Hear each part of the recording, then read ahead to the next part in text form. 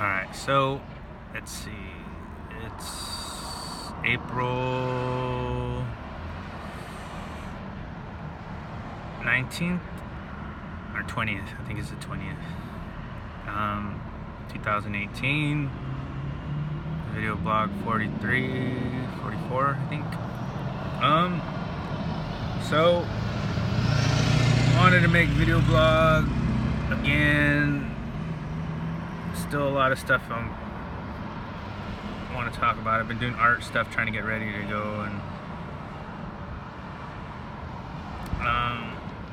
real life and all this other stuff keeps. It's just so much stuff to talk about. So what was I gonna say? So I cut my finger. Let's start with there. So I cut my finger yesterday. I got 2 stitches in Orville Hospital at midnight or 1:30 or something. And with that oh yeah. So I was going through my what do you call that? Scrapbooks and old photo albums, putting stuff together and trying to, put everything away. So I had all these old like newspaper clippings of like my old band and art shows and stuff, and I just threw them in there, and I wasn't able to like organize anything, so took this opportunity to do that, to get all my art and stuff that I needed. I've been trying to consolidate and like put everything, throw stuff I don't need away and blah blah blah. So I'm getting closer. So that's in my mind right now too, is all that. This is like my life story and like all this stuff. Like, it's crazy. So that's one thing. Another thing is what's the other thing? My art stuff in general. That's another thing. Stuff I gotta do is another thing. So going to the hospital was another thing, and it keeps reminding me of all this other stuff that so weird. And then I watched a documentary about the world climate, and that's another thing. So all this stuff, I'm like, man, I could talk about this, I need to talk about that. So I kind of want to finish what I was talking about, because every time I make a vlog, I'm like, oh, I forgot to sell this, or I said, oh, I messed up on it, I said that wrong or whatever. But I just woke up. It's like 1 o'clock. I was at the hospital till like 3 or something. I got to sleep around 3 or 4. I don't know. So I decided to wake up a little later. So yeah, and then money. I'm still dealing with that. But I've been taking this opportunity to finish my art and all this stuff, and dealing and making these blogs and entertaining people. That's what I want to talk about too. Entertaining people. Like, oh yeah, I saw this. Okay, so this is crazy, man. Like, fucking life is crazy. Like, I don't know how anybody thinks like shit's normal. Like, and I know people don't, but are people just afraid to, or they don't want to think about it? I know the daily grind always keeps everybody busy. Hope you can hear this. I'm like totally next to the freeway, or the main Oro Dam Boulevard, so there's a lot of noise. So I'm hoping you can hear me with all the car noise. So yeah, mentally I'm getting ready to go back to the city and get stuff done. The changes is not cool, because, I mean, it's cool, but it's, it's adventurous, but not stable. But I'm gonna go make money. But as far as life goals and dealing with past events and current events and future events, I think I'm chipping away at the block a little bit. And it's funny because I wake up and I'm thinking about all this. I'm thinking about stuff here and there, and I realize like my life is not normal as far as like I do got stuff to say. I got like so much shit to say. Like I can't even like most time I'm like I don't even know if I should say that. So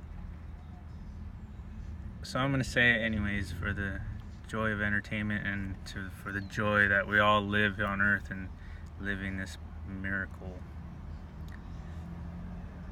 So like I was saying, as much as my life has been hectic and crazy and traumatic and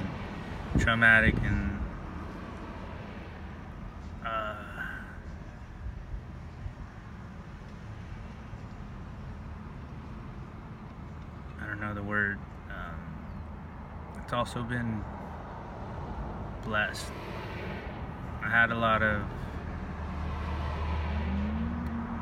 I don't know, I keep hearing these motivational speakers too, and it feels like I'm not on the wrong track. I know this is what happens when you go for something that's greater than what you can accomplish or what the world would normally give you. And this shit is hella noisy. Like, it's already warm out and about, so I can't close my windows. Okay, so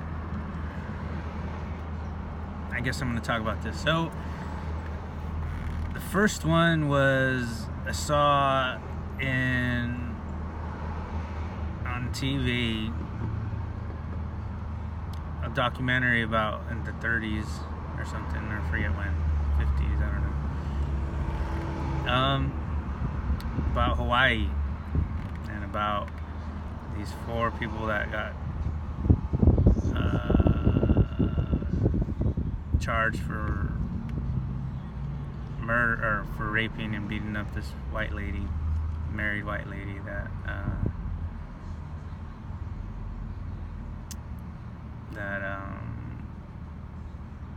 I don't know, but it's crazy because you know Hawaii is there's a big issue with Hawaii in America and the colonization of it and the people and so there's like but I saw like a lot of like basically it was racial based because the cops and they're it was mixed in with the times where America was colonizing it and there was issues with the brown people and the white people and so it made me think about some of my issues and I'm like people saying we're in a post-racial system and as much as so actually what I want to say too is so the world that we're in I feel has changed. Like I changed. I feel like the idea of the metamorphosis of the butterfly. I think there was a change in humanity, like even just either an energy shift or mental shift or a spiritual shift, or because I was watching this climate change thing too, where the ocean is like rising up on people's houses, and so this is something that everyone can understand. Like I'm talking about all this energy stuff, and people are like, "What are you talking about?" I'm going to talk about it anyway.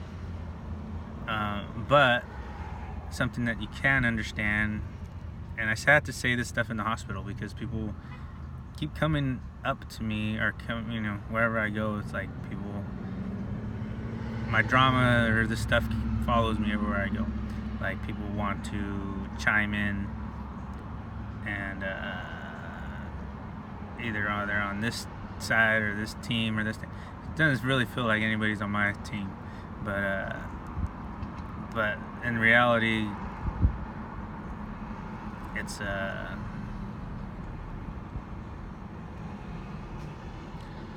you know, it's just stuff that people threw out there. Whoever threw it out there. That's why I talk about this Hawaii thing, because this Hawaii thing, people were like, it was all through the newspapers. People were looking at it like a soap opera. Like, these people got charged for rape and all this stuff, for beating this girl up, and she was like going through some fucked up marriage. She was from the high society, but they didn't have no money anymore, so they were waiting for another inheritance. And the mom was like, all like, kill black people. Or, you know, we used to hang black people. That's how we do it in the South or whatever. So it was all this stuff going on, but people were reading in the newspaper, so they were trying to colonize Hawaii. So they were trying to use this story to demonize Hawaiians. So the same thing, like with the agenda with the Mexicans here, you know, like, it's been going on, but I just happen to be in the situation. And it's, you know, a lot of people are saying it's not racially biased, which is fine, but not to the people that are around me. Maybe to whoever is like directly involved, and even that, I don't know. I wouldn't take it away from the racially charged issues that are part of this story. But the thing is, the masses want it to be like some entertainment story. So I shared a John Lennon, A Day in the Life or whatever, and it's like about a car wreck and everybody's like looking and whatever. And it's in a newspaper. So that's the issue that I personally am dealing with. It's like, and I feel bad for everyone that's involved. I really do. Like, as far as people I love and care about. Like, I apologize for you guys having to be part of this stuff. But we all live in this world, and, you know, it's challenging me. I take it to the supernatural, where it's like, dude, this is not even normal. Like, this is something that is way not above normal. Like, I know my life, so there's no way that it should even got here, where I have to deal with people like this.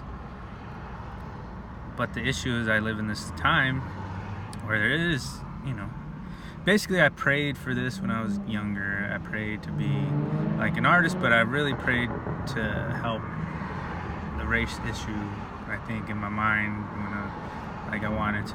I was aware of it, and I wanted to be like a Martin Luther King, I guess. I don't know. I don't want to get killed. I don't want to die. But I did want to, like, have my life important. So that's where it's interesting. What you wish for, you get sometimes. You don't always get it in the right way you want it, but you get it if you ask for it. Whether it's through your prayer or through, you know, your words or whatever.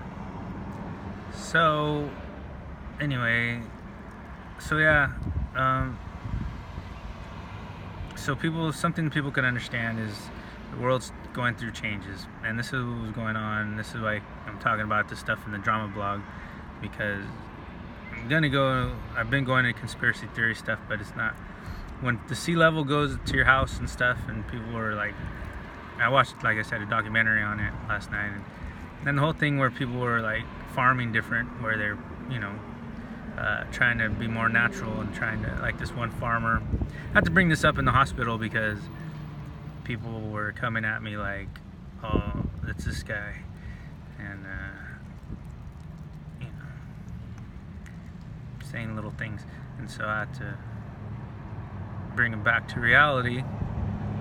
And the reality is that shit is crazy. Not just my life, but everybody's living a normal life. We all watch TV and watch action news and whatever, and go to work and drink coffee and whatever. watch Donald Trump on TV. So, but the reality is that there has been a change, and people are aware of it. Whether it's Facebook or whether it's the sea levels rising, climate change. So there's things people can't ignore that they're now looking for answers through people that are not conventional, because the people that are conventional don't have the answers. And so the artist seems to be important nowadays. The fortune tellers and the soothsayers, or whatever you call it, religion. But people are searching for something, and they don't know what they're looking for, and they're afraid. People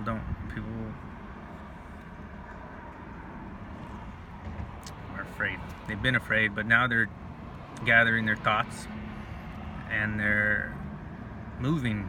Now people are moving a direction.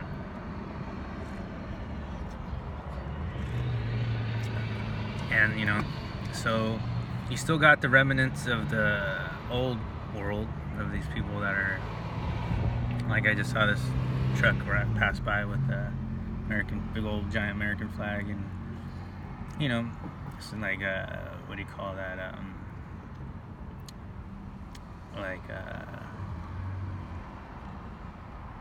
Camouflage. So anyway, so that was going on too. So there's an issue with this war stuff going on as well. So people are afraid of crazy Hawaiians having an uprising. So that's one thing. They're afraid of climate change, the world changing, infinity war stuff, aliens. They're afraid of Donald Trump and World War III stuff. They're concerned about prices and the economic system, the cost of stuff, and also moving into a robotic world. So there's all this stuff that the world's going through at the moment, but it's been going through it, but now people are able to use it. But the remnants of the old world are still here. So people talk about war like it was the way it used to be. Warfare is the way it used to be, dropping bombs and stuff. But the people in the front are realizing that war is not the way it used to be anymore. That it's not going to be televised like it was. That, the people are not going to be involved in the wars till they need to be involved. Like, I don't know, maybe it's always been like that, but basically,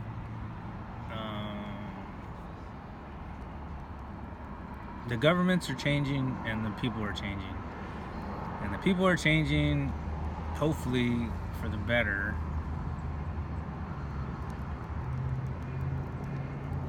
Like racism. Okay, so racism is alive, and people have been choosing, this and that.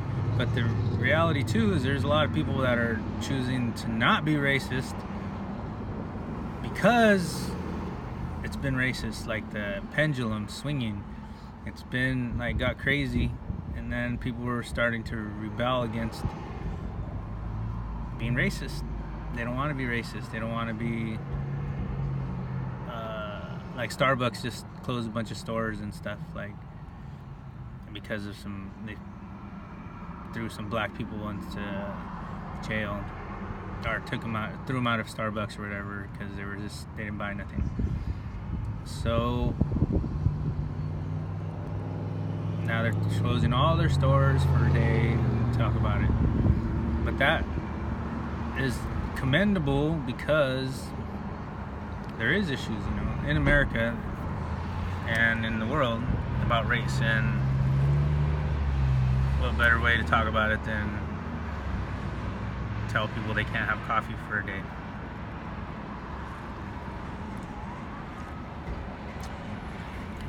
So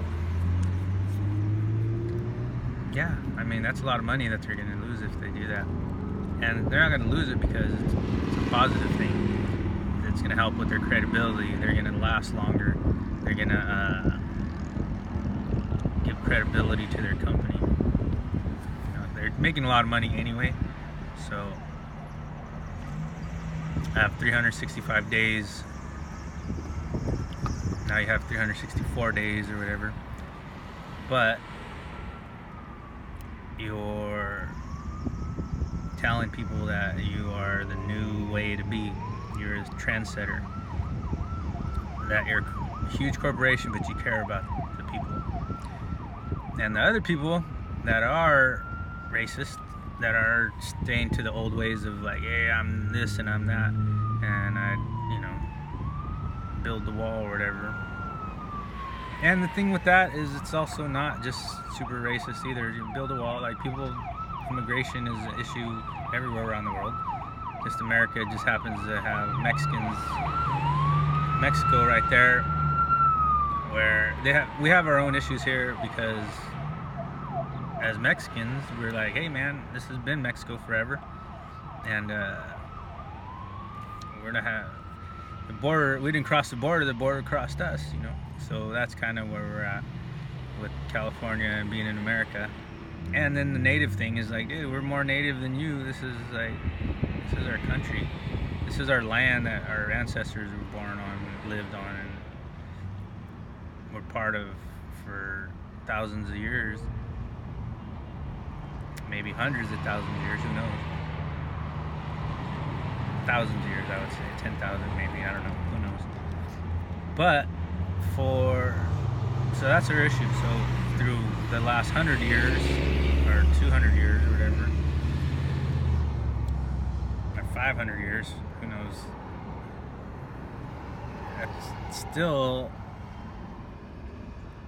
not as long as, so the natural changes of the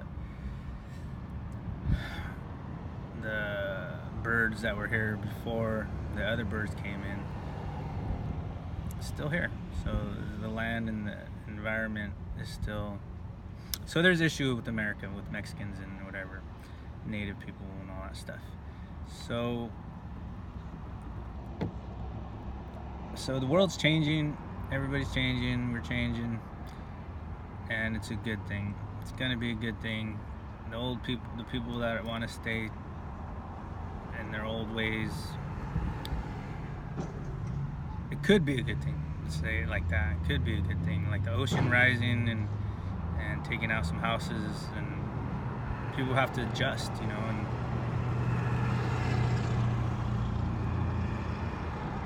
so I think people are getting used to it. Like I'm realizing, I see it. What was my point of all this? So my point of all this was the Hawaiian thing. People in my business trying to, these are the old people. These are the people that want to still be hateful or taking sides. It's like some fucking weird ass team, like, oh, you're on this team or you're on that team. And this is my life. Like, dude, I'm like, dude, these guys, this ain't a soap opera for everyone to be like, have an opinion on it, like, or to be part of it. Like, I'm not inviting nobody to be part of it. Like, I haven't beat nobody up yet, and I don't want to, because we live in this controlled society. But you guys, some people were crossing lines and stuff, and I don't care if you're racist, like you want to be some skinhead dude or whatever. Like, I'm a pretty peaceful person, and I know that's probably what some people want, is for me to lose it. But and the thing with this is, like, it goes through stories. Like, you can see it in celebrities, like, lives. Like, you got these people wanting to antagonize the celebrities to make money or to get a story out of it or whatever. So you got these paparazzi, like, antagonizing people at the airport, and then the people beat them up at the airport, and then they get busted or whatever, and then they have a criminal record. So I understand what people are trying to do, and it's also like a mental game. Like, you can't eat at a table, like racism. Like, they don't want to call it racism because you can't be racist without feeling society's against you. So you have to do your systematic racism secretly. So I'm used to that too. But it's like, the more people want to act stupid with me and racist with me or whatever it is, taking your side, it just shows your ignorance and how wrong you really are. So that's been my duty on this earth for a while, for the last few years, couple years. I've been using that, not really trying to do that, but it's been working somehow. Like, online and digital world, it's, you know, people can say whatever they want and act funny and make memes or whatever, and pay people to make memes. But the reality is, they'd also know that the world's changing. So as much negativity, there's people, I think, that are chosen to usher in the new world. A bad pun, but to bring into the new world, you know, like, there is a new world. And, you know, poor Usher, you know, I don't know what his duty is on earth. I don't know if it was because he wanted to be like Michael Jackson or something, or, you know, him and Chris Rock, or no, Chris Rock, Chris, the other black guy on Fifth Element, wanted to, you know, be cool with Michael Jackson, so they got taken out as well. But really, like, life is more important than celebrityism and who's rich and who's poor, and like people are realizing that it's fake, and the real is something that is a real conversation. Imagine having a real conversation. Imagine talking to somebody openly about this stuff without feeling that you feel like you're crazy or that you're making stuff up or whatever. People do that, and I'm glad that people do that. But to do that with a stranger, or to do that, like, having genuine interactions with people. And I feel like I break down people's barriers everywhere I go, because I don't want to stay to the place where people are comfortable in their funny zone, where they want to make things like, where they make things live in a fake world.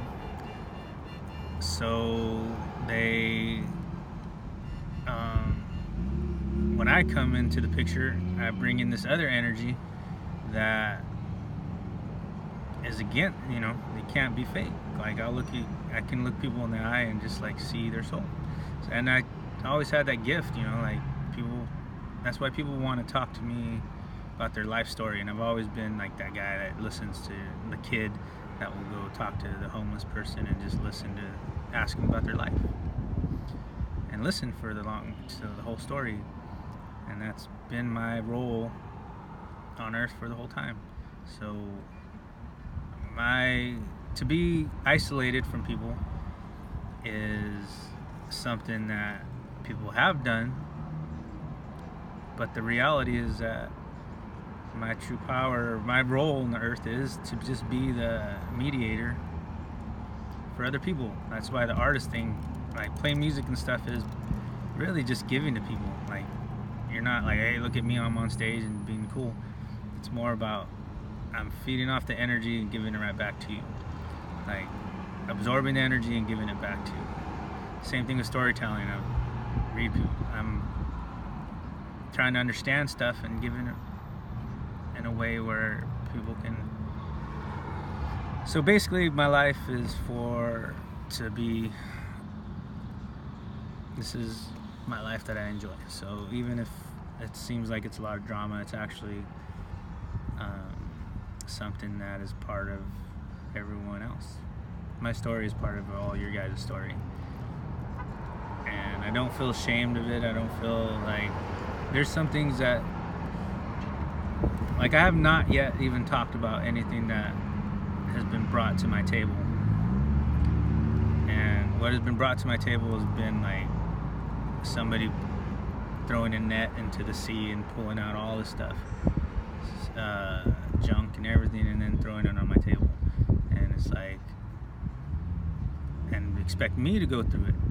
Like, I gotta go through this. Like, it's not even, other people decided to throw it on my table. Like, they didn't come to me and ask me or properly acknowledge that it's my table. So the world seems to be able to feel like they can do that. And so now I'm making these videos so to acknowledge it, and to, if they want to make my business public and my life and try to skew it, then I have to properly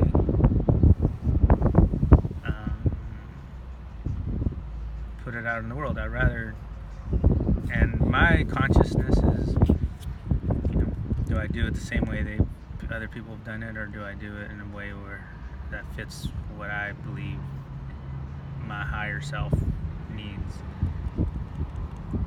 So I don't want it to speak, like in the Bible it even says, don't speak against yourself. And but there's a thing too where truth, where you're going to be put in front of judges, and you're going to have to let the Holy Spirit speak.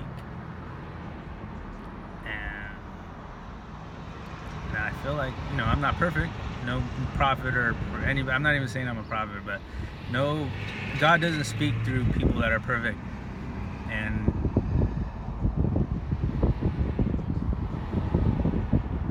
as an artist, like, I feel that there's gifts that God gives you that you're supposed to do as an artist, or as a person, all of us do, but as an artist, I think it's public.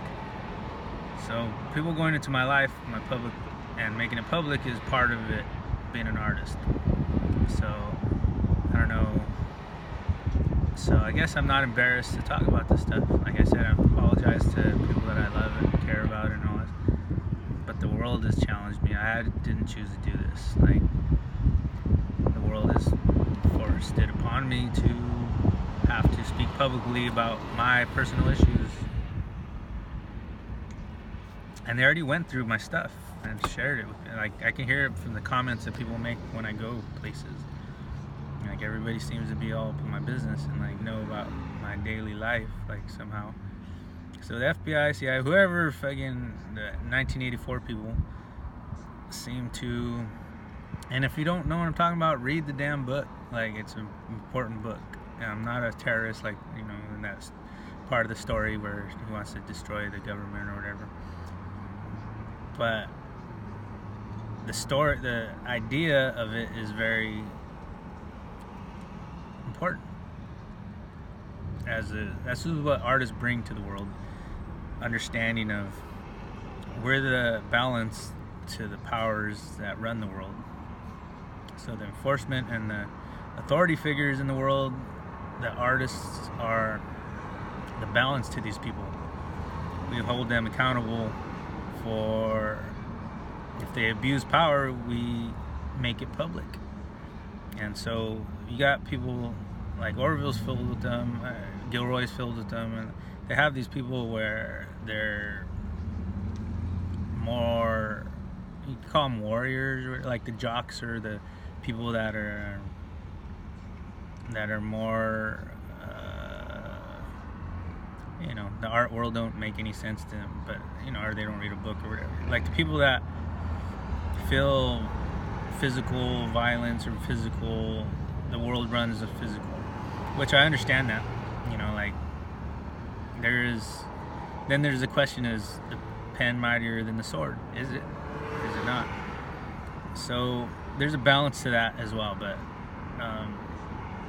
I really feel like they're all in the middle, like the soldiers and the cops and the robbers and they're all running around each other in the same game. They're playing the same game. We're all playing the same game, but they're in the same. You can almost interchange them sometimes.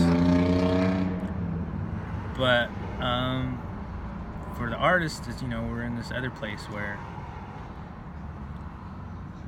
it's almost spiritual. So, and the people that truly have power are very spiritual. Are very. If you're running hundreds, like Napoleon, or or Stalin or George Bush or Arnold Schwarzenegger or whatever. Like this game where you have, with what you policies you make determine civilization, like the hundreds of people's, thousands of people's lives or whatever. Like you're in a mental game, you know. Anyway, so this is not super, this is just some stuff, but what I'm trying to say is, it sounds like I'm crazy, but I'm trying to figure out what my role is, and what I'm trying to say is I'm not embarrassed to understand that, call everybody out first of all, but also come in love, you know, come as a soldier of love. And if I change it up, like,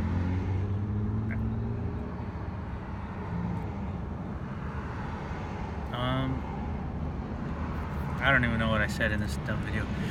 So hopefully this makes sense. If it didn't, maybe you didn't watch it all. The next one I'm gonna make, I'm gonna talk about, oh yeah, let's go back to the beginning. So the Hawaii thing, the climate thing, the getting stitches thing, a lot in my head that I want to share, but please be tolerant of me as I go through this stuff.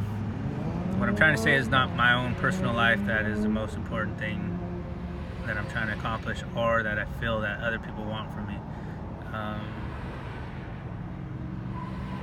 It's like love and hate is a close relationship. Somebody can't hate you without loving you. Like that, they have to love you to hate you intensely. They could dislike you without knowing you, and that's one thing. But like, for real hate, it has to be love. So the fear, people act upon, like racism is a fear-based thing. It's not that they just think that they're better than people. It's, or whatever that is. It's really that they fear something else, whether it's themselves or they fear something that's not. They fear the unknown and the possibility. So we all have this, you know, like jealousy. What is jealousy? You know, you can't be jealous of something if you don't feel that it threatens you. Insecure. If you don't feel insecure about yourself, you don't feel jealousy. Because really, like in boyfriend or girlfriend stuff, like if you are jealous of your boyfriend or girlfriend,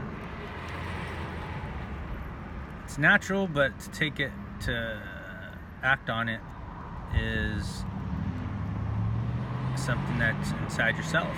So if somebody was truly mistreating you, making you jealous on purpose or whatever, or you were, you know, someone was flirting, your girlfriend or boyfriend or whatever was flirting with somebody else, or like, or being with whatever it is, making you jealous, you're jealous, and that's a form of disrespect. So really, if you're not insecure, you wouldn't tolerate it, and so you would ditch the relationship. So that's the same thing with fear. If you didn't have fear, inferiority complex, you wouldn't be insecure about racism. Anyway, so that's what I'm saying, the macro. So I'm going to move into the micro, the normal stuff in a little bit. So this is 40 minutes. Drive back to, I still got stuff to do, so I'll make another video later about, I don't know what about, but it should be a good one.